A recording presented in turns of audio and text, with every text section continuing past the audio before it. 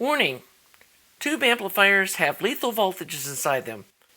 Please do not attempt to build, test, or repair these without understanding and following all safety protocols. Hey y'all! Well, we're back for another round of wiring up the inside of this amp. This time we're going to go over the ground wiring, which I kind of showed you what I was planning on doing, but now it's installed. So, starting with this point here on our star ground point, little 3-terminal tag strip, on this outside terminal, run a wire, kind of loops down, it goes up against the chassis, comes into the bottom hole on this terminal of this tag strip.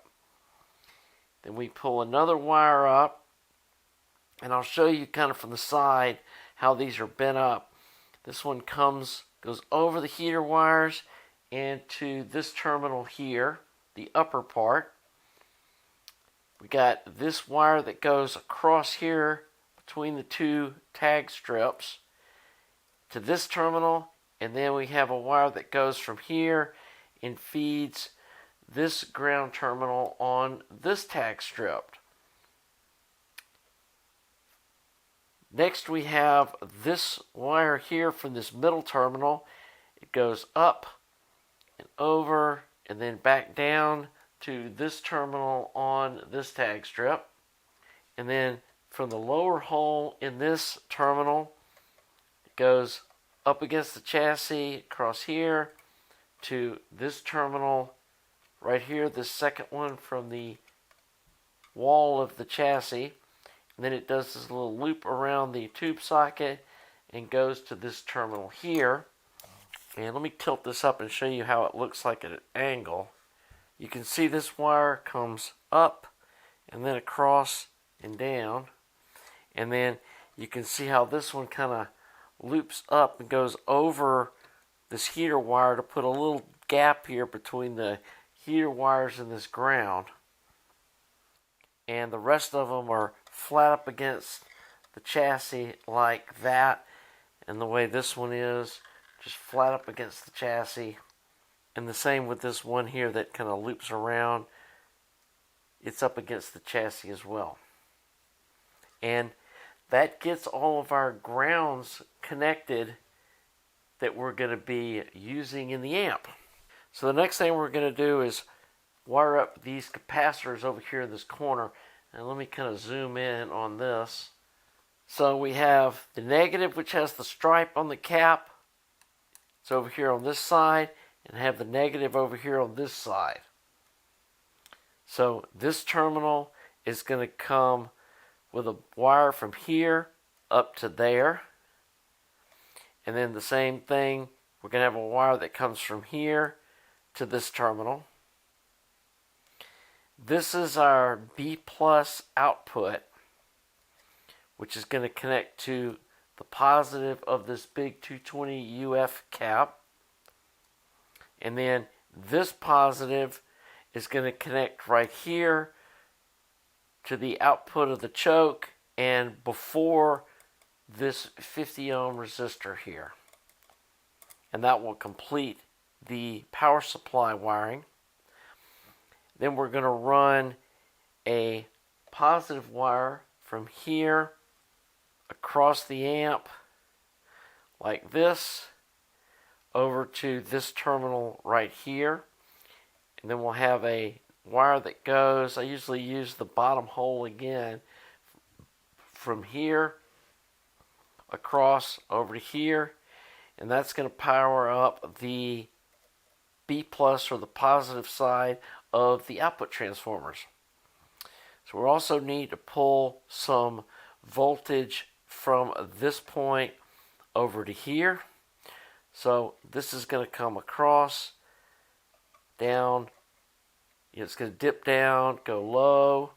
You need to keep it real close to the bottom of the chassis, and then go through this bottom hole, and then have another wire come out of the front side and go across and go up and over this heater to put a little distance between it and these high current, low voltage heater wires, and then connect to this pin right here and have that positive connection. So this and this are going to be our positive B plus power to these strips that are feeding the power to the front end.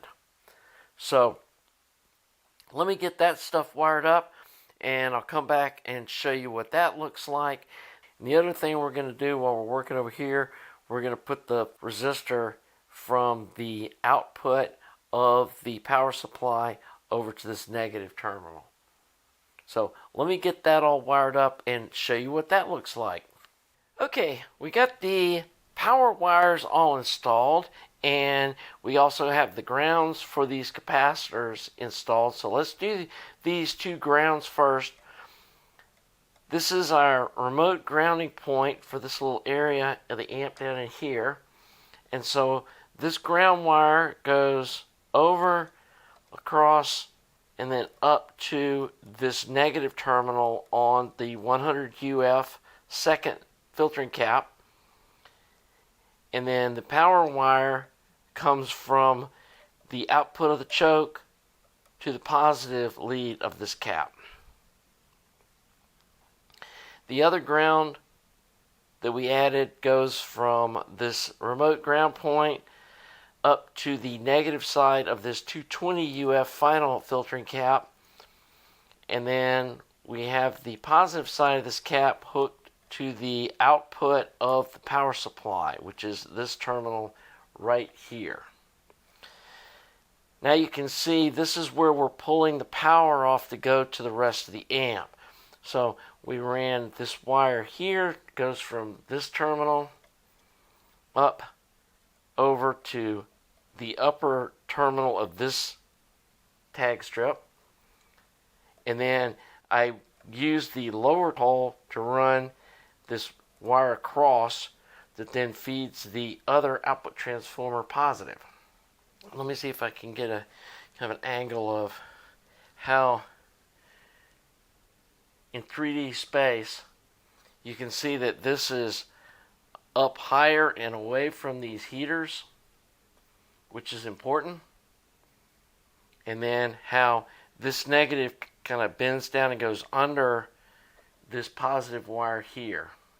And earlier I talked about this 510K bleeder resistor that you see underneath these wires, and it's why I said that this is a very layered approach to building this. You absolutely want to solder or tack solder this resistor that goes from this pin, which is the output of the power supply, to the ground before you install any of these other wires, because that will be almost impossible to get to later. And here's the power supply schematic so you can understand how these capacitors and this bleeder resistor are electrically wired. And the purpose of this bleeder resistor is if you powered this amp up, especially with no tubes in it, and the capacitors get charged up to full voltage, there'd be nothing to drain that voltage off these capacitors, and they could stay charged up for hours, which is not safe. And while it will take a while for this 510K resistor to drain the capacitors, it will drain them. And so that's its purpose for being here. And this resistor could be a 470K. 510K is just kind of what I chose because I'm using 510K in other places in the amp, and I'm using 2-watt resistors throughout, but this one absolutely needs to be at least 2 watts. So in that same vein of installing resistors before adding more wiring, 2 more 510K resistors go on this tag strip in the lower holes of this terminal and this terminal. And it's actually easier to put this in before you connect these ground wires on both sides. As you can see, it's kind of underneath them. And so absolutely before you solder this power wire in that kind of goes across the back of this tag strip, you want to make sure you get these soldered in. So there's another 510K that goes from here to here, and then another 510K that goes from here to here. These are the grid leak resistors for the output tubes. So got those two soldered in place, and then we ran this power wire up, down, and over to this terminal right here. And we need to be able to access the lower hole in this terminal. That's going to be in our next step. And then on the other side of this tag strip, we do this wire that goes up, and then it arches up to go over these heater wires, and then to this terminal here. So we're going to have full B plus voltage on this terminal, this terminal, this terminal, and this terminal. And let me show you what this looks like in 3D. And you can see how this wire starts out kind of high, and then it goes down low, and then goes across the back of this tag strip. And then this one comes along and then arches up over these heaters. And let me see if I can get a shot of the other side. And it's a little harder to see here, but you can see how this wire goes down low across here, and then it kind of goes up and connects to that. And we want to be able to get access to that hole right there to attach a resistor to. So make sure you route it just like this. I mean, I guess you could tag that resistor up here if you wanted to, but I just think it's neater to do it down in this lower hole to get the plate load resistor over the front end tube from this spot. So we're going to jump down to this tag strip, and we're going to put a 1 meg grid leak resistor from the lower hole of this terminal up to the upper hole on this terminal.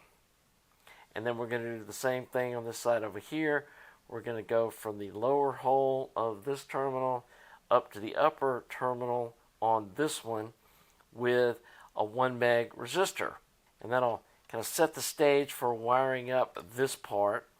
And then also going to start wiring up the cathode ground of the output tubes. And part of the reason that I have these tag strips laid out like this is I want the cathode resistors to be over this hole right here so they can vent out through the top of the chassis, because these cathode resistors are some of the hotter running parts inside the amp, and we want them to vent out through this hole. And so we're going to put one of them across here from this terminal to this terminal. On this end, the wire is just going to solder to this one terminal. On this end, the lead's going to come out, go across, and tie these two together. So we're going to be tying this terminal and this terminal together with the excess lead that comes off this resistor. And then we're going to be doing kind of the opposite on the other resistor. It's going to attach here, go across this pair of terminal strips. It's going to come out of here and go across these two terminals. So this one and this one are tied together. And then finally, we're going to pull the cathode wire off of the cathode of the power tube. On this side, it's going to come up here and connect to this terminal. And you could either use the lower hole or tie it up to this upper hole, either one. And then the same thing on this side, going to tie this cathode to this terminal. So the cathode will come up here, go to this terminal, goes across the resistor, and then to ground. And then this cathode comes up to this end of this resistor, goes through the resistor, and then to ground. So let me get all that wired up and come back and show you what that looks like. Okay, so let's go over the parts we installed. First, let's start over here on the front end.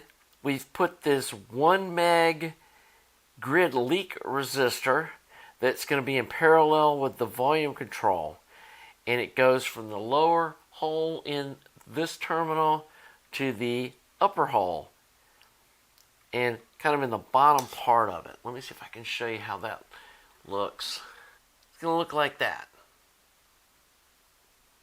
So that's the first thing we did in this step. The next thing we did, and again, I showed you where I put the grid leak resistor for the power tubes here. And you can see how they're in the two bottom holes on each side of that tag strip. Okay, the next thing we did, let's move up here to the cathode resistors. And the idea here is these things run pretty hot, and so we want to center them over this vent screen that we put in the top of the chassis. And so the path is this cathode comes up here into the bottom hole on this tag strip right here, and then it goes through this resistor, and then this lead of this resistor is bent over and then twisted around and soldered to this one, which is the ground. So the pathway for the cathode is it goes up through this resistor and to ground, and then on this side the cathode comes up, goes into the lower hole on this pin or this terminal, and then goes through the resistor. Same thing, the lead's twisted around this, and this is also a ground. And so they kind of crisscross back and forth. And then finally we're going to put our cathode bypass cap. One of them's going to go from the ground to this terminal, and then the other one's going to go from the ground to this terminal. And that will take care of our cathode resistors.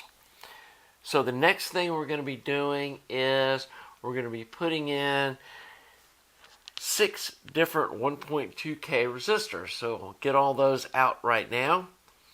This pin 6 on the output tube is not used. It's not connected to anything. So we're going to be using it as a tag point for the screen stopper for the ultralinear tap. So in the lower holes of both of these pins, we're going to put a 1.2K resistor between this terminal and this terminal, and we're going to snip off this top part because we don't need it. And then the same thing over here, we're going to put a 1.2K between this lower hole and this lower hole, snip off the top part of this terminal, and that's going to be our 1.2 screen stopper. Then we can take our output transformer leads, which are these two guys right here, and the screen is going to connect to the upper hole in this terminal. So then it'll go through the 1.2K resistor to the screen of the output tube, and then this is the plate lead from the output transformer, and it's just going to get soldered directly onto this terminal on the tube. And then the same thing on this side over here. We're going to have this screen ultralinear tap. It's going to hook up to pin 6, which will then go through that resistor to the screen of the output tube, and then we're going to hook up the blue plate lead to this terminal. Then the last thing we need to do before we can power up the amp to test the power supply and then test the bias on the output tubes is to put the grid stopper resistors on the output tubes. And again, it's another 1.2K. It's going to go from here to this terminal. And then you can see that the grid leak resistor will then connect it to ground, which goes through this black wire over here to our ground point. And that's the ground reference for the grid will be through this grid stopper.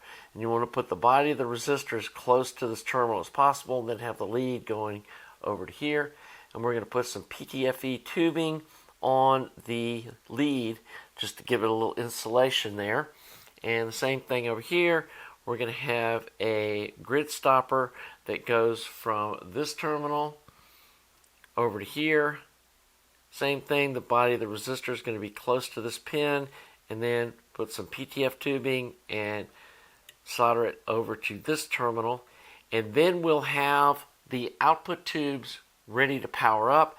I'm also going to go ahead and solder in the cathode bypass caps. We're using a couple of audio note caps for this position is these are very much in the signal path. So we're going to put one across these two terminals. These two terminals, obviously you're going to put the negative side of the cap towards the ground. And then while we have our 1.2K resistors out, we're going to go ahead and start wiring up the front end.